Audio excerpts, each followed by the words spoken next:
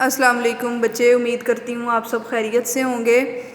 Second year class last time हम topic पढ़ रहे थे capacitance of parallel plate capacitor, जिसके अंदर हम उसकी कंस्ट्रक्शन, उसके अंदर क्या क्या चीज़ें यूज़ हुई, कौन सी चीज़ किस लिए यूज़ हुई, और उसके बाद उसकी मैथमेटिकल फॉर्म हत्ता के ई आर का फ़ाइनल रिलेशन सी मीडियम ओवर सी वैक्यूम भी हम फाइंड आउट कर चुके हैं।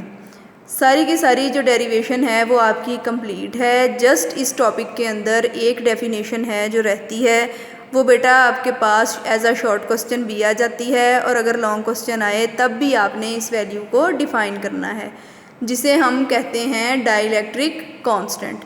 ये इस तरह भी पेपर में आ जाता है, define dielectric constant long with its formula, या फिर लॉन्ग क्वेश्चन भी आए तो आपने ये वैल्यू डिफ़ाइन करनी ही होती है। तो रेशो बिटवीन कैपेसिटेंस, ये ई आर यानी डाइलेक्ट्रिक कांस्टेंट जो है, ये दो चीज़ों के दरमियान में रेशो है। कौन कौन सी दो चीज़ें हैं? पहली चीज़ है डाइलेक्ट्रिक मीडियम, जब आपके पास एयर के अलावा कोई और मटेरियल हो, डिवाइडेड बाय या टू डाइलेक्ट्रिक मीडियम जब आपके पास एयर हो। एक को हमने लिख दिया सी मीडियम, एक को लिख दिया सी वैक्यूम।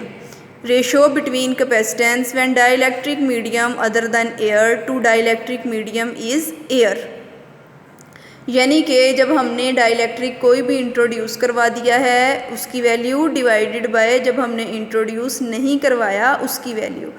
तो ये दोनों चीज़ों की रेशो आपस में मिलकर बन जाती है ई आर, जिसे हम कहते हैं डाइलेक्ट्रिक कांस्टेंट। ई आर का मतलब डाइलेक्ट्रिक कांस्टेंट ही है।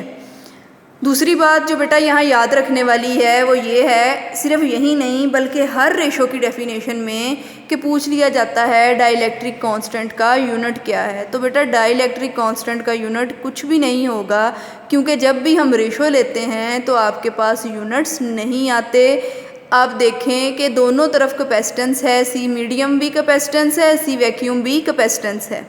आल्थो दोनों में डिफरेंस है लेकिन दोनों का यूनिट तो सेम होगा, तो दोनों के यूनिट्स आपस में एक दूसरे को कैंसिल आउट कर देंगे, और हमारे पास डाइलेक्ट्रिक कांस्टेंट यानी ई आर के लिए कोई यूनिट मौजूद नहीं होगा। तो ये आपके पास एक यूनिटलेस क्वांटिटी है। नेक्स्ट है बेटा आप लोगों का बुक में जो आर्टिकल, वो है इलेक्ट्रिक पोलराइजेशन। इलेक्ट्रिक पोलराइजेशन आपके पास एक यूँ समझ लें कि डीप और समझने वाला टॉपिक है। उसको समझने से पहले आपको पता होना चाहिए कि फ़िज़िक्स वर्ल्ड के अंदर हम डाइपोल किसे कहते हैं। बेटा आप नॉर्मल कंडीशन में आपके पास कोई भी मॉलिक्यूल, एटम कह लें आप, कोई भी एटम जो है वो इस तरह से होता है कि पॉजिटिव आयन या फिर उसका न्यूक्लियस जो है वो दरमियान में, और इलेक्ट्रॉन्स उसके गिर्द मूव कर रहे हैं। आप इसे यूँ समझ लें कि पॉजिटिव चार्ज अंदर है और नेगेटिव चार्ज उसके गिर्द है। तो डाइपोल आपके पास बेटा एक ऐसी जो है उसी की फॉर्म है जब आपके पास पॉजिटिव और नेगेटिव एक दूसरे के ऑपोजिट एजेस पर चले जाएं आसपास की फोर्सेस की वजह से। तो डाइपोल को कैसे हम डिफ़ाइन करते हैं?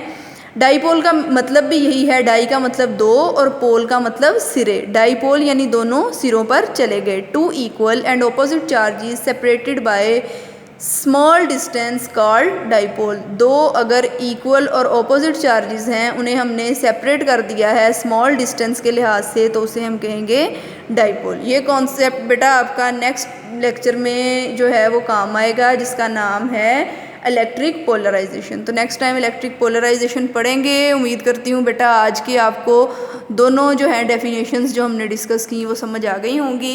अल्लाह हाफिज़।